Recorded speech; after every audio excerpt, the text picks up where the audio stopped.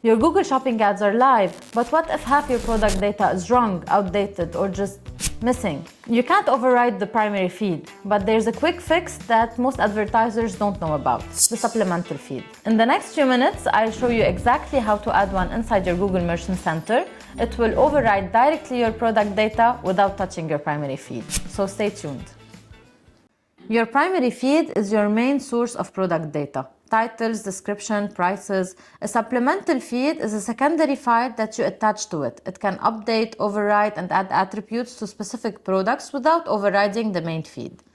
In order to add that, you can go to your Google Merchant Center. If you have multiple accounts, make sure you're in the correct account.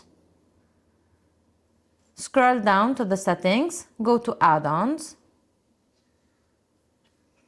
Look for Advanced Data Source Management and add it.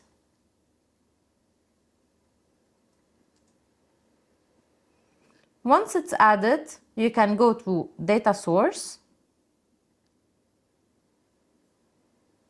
You'll see now there will be an extra button called Supplemental Sources. Here in Supplemental Sources, we click on Add Supplemental Product Data. And we have the ability to add multiple sources.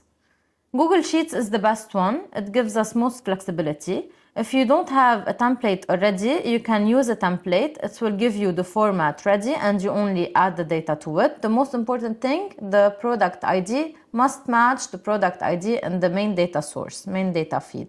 Or if you already have a spreadsheet, you can choose an existing spreadsheet. Choose spreadsheet. Give the correct access.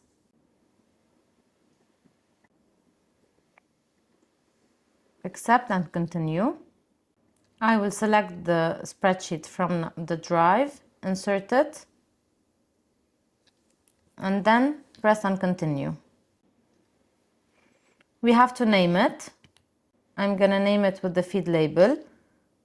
Let's say UK. Save.